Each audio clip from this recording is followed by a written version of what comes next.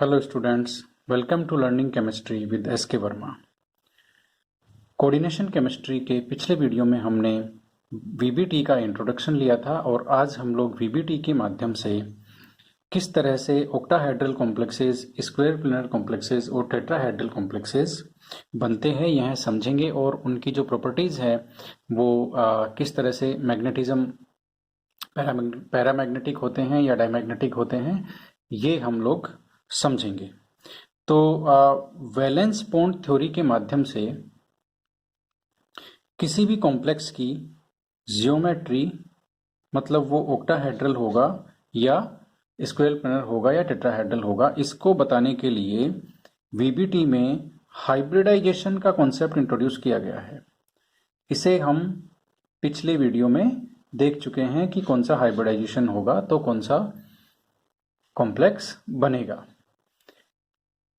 इसके अलावा वीबीटी में एक इम्पोर्टेंट पॉइंट और है कि जब तक पॉसिबल होगा कोई भी कॉम्प्लेक्स ऑक्टाहेड्रल स्ट्रक्चर ही बनाएगा। यदि ऑक्टाहेड्रल स्ट्रक्चर पॉसिबल नहीं है तो फिर वह स्ट्रक्चर होगी स्क्वायर प्लेनर। स्क्वायर प्लेनर भी नहीं बन पा रही है तो फिर कॉम्प्लेक्स टेट्राहेड्रल स्ट्रक्चर को अडॉप्ट करेगा। तो यह एक तरह से वीबीटी के अकॉर्डिंग कोऑर्डिनेशन कॉम्प्लेक्सेस की स्ट्रक्चर का प्रेफरेंस का ऑर्डर है। वह सबसे पहले ऑक्टाहेड्रल स्ट्रक्चर बनाना चाहते हैं, उसके बाद में यदि वो नहीं बन पा रही है तो स्क्वायर प्लेनर अडॉप्ट करते हैं, और यदि स्क्वायर प्लेनर स्ट्रक्चर अडॉप्ट नहीं हो पा रही है तो टेट्राहेड्रल स्ट्रक्चर अडॉप्ट करते हैं। अब वीबीटी में जो हाइब्रिडाइजेशन है वो उसको आप समझ सकते हैं, स्क्वायर प्लेनर कॉम्प्लेक्सेस के लिए DsP2 हाइब्रिडाइजेशन होता है, टेट्राहेड्रल के लिए sp3 हाइब्रिडाइजेशन चाहिए और ऑक्टाहेड्रल के लिए हमें चाहिए D2sp3 या फिर sp3d2। इसमें जो D2sp3 है उसमें ये जो दो d ऑर्बिटल हैं वो इनर d ऑर्बिटल यूज होते हैं n-1d या फिर 3d ऑर्बिटल्स। यहाँ पे जो d ऑर्बिटल यूज होते हैं वो होते हैं nd ऑर्बिटल्स। यहाँ पर हम लोग nd ऑर्बिटल्स लेंगे, वो होंगे 4d ऑर्बिटल्स। तो ये बाहर वाले d ऑर्बिटल हैं और ये इनर d ऑर्बिटल हैं, इसलिए ये जो कॉम्प्लेक्स बनते हैं इन्हें हम कहते हैं इनर ऑर्बिटल कॉम्प्लेक्स। और यहाँ जो कॉम्प्लेक्स बनेंगे जब बाहर वाले यानी कि 4d orbitals nd orbitals use होंगे उन्हें हम कहते हैं आउटर ऑर्बिटल कॉम्प्लेक्स। तो इस तरह से स्ट्रक्चर हम लोग देखेंगे ऑक्टाहेड्रल कॉम्प्लेक्सेस की, जिसमें दो पॉसिबल हाइब्रिडाइजेशन होंगे। अब एक इंपॉर्टेंट बात है वीबीटी से रिलेटेड, वीबीटी में जितने भी कॉम्प्लेक्स की स्ट्रक्चर को एक्सप्लेन किया गया है वह उनके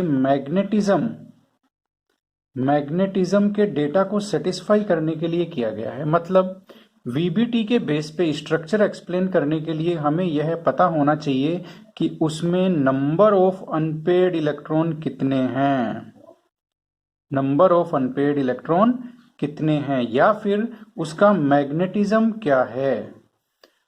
तभी हम उसकी स्ट्रक्चर को एक्सप्लेन कर पाएंगे, वो पैरामैग्नेटिक है या डायमैग्नेटिक है ये हमें पता होना चाहिए। तो ये बात आप ध्यान रखना कि वीबीटी की सारी एक्सप्लेनेशन कोऑर्डिनेशन कॉम्प्लेक्सेस के मैग्नेटिज्म के डेटा को सेटिस्फाई करने के लिए है। यदि एक जनरल ट्रेंड से उसके मैग्नेटिज्म का डेटा सेटिस्फाई नहीं हो रहा है तो वीबीटी ने उसके लिए अलग एक्सप्लेनेशन दे दी। यह किस तरह से हुआ है एग्जाम्पल सहित हम लोग समझेंगे। सबसे पहले हम इसके लिए लेते हैं ऑक्टाहेड्रल कॉम्प्लेक्सेस। ऑक्टाहेड्रल कॉम्प्लेक्सेस, तो ऑक्टाहेड्रल कॉम्प्लेक्सेस कौन से बनाते हैं as per VBT? D0, D1, D2, D3 इन इलेक्ट्रॉनिक कॉन्फ़िगरेशंस के ट्रांजिशन मेटल आयंस हमेशा ही कौन सा कॉम्प्लेक्स बनाते हैं? Octahedral complex. एग्जाम्पल के लिए हम लोग यहां पर ले सकते हैं D3 के एग्जाम्पल के लिए हम लोग ले सकते हैं क्रोमियम का कोई भी कॉम्प्लेक्स ले सकते हैं। हम लोग यहाँ पर लेते हैं क्रोमियम का H2O6 3+। यहाँ पर क्रोमियम की ऑक्सीडेशन स्टेट कौन सी हो गई? Cr3+, जिसका इलेक्ट्रॉनिक कॉन्फ़िगरेशन क्या होगा? D3। अब यहाँ पर D3 है तो हम इसका इलेक्ट्रॉनिक कॉन्फ़िगरेशन किस तरह से लिख सकते हैं? ये देखिए, ये हमारे हो गए 5d ऑर्बिटल, यह है s और यह है 4p। ये 4p है, ये 4s है, ये 3d ऑर्बिटल है। 3d ऑर्बिटल में D3 कॉन्फ़िगरेशन है Cr3+ आयन का। इसे हम इस तरह से दिखा सकते हैं। ये देखिए, अब यहाँ पर हमारे पास दो orbital d orbital 3d orbital vacant बचे हुए हैं। ये 4s है, ये 4p है, 3।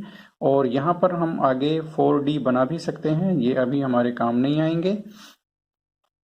तो यहाँ पर अकॉर्डिंग टू VBT क्या होगा? हाइब्रिडाइजेशन होगा, जिसमें दो d ऑर्बिटल ये 3d, एक 4s और 3 4p, ये 6 ऑर्बिटल्स हाइब्रिडाइज होंगे और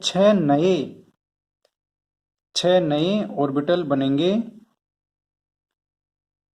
ये देखिए, ये नए ऑर्बिटल बन गए 2 3 4 5 6। ये देखिए, ये 6 हाइब्रिडाइज्ड ऑर्बिटल बन गए। और यहाँ हाइब्रिडाइजेशन का टाइप क्या आ गया?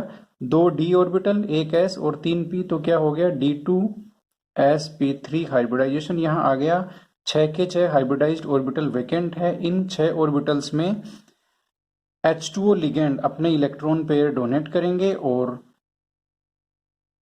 6 कोऑर्डिनेशन बॉन्ड बनाएंगे और इस तरह से यह कॉम्प्लेक्स होगा ऑक्टाहेड्रल।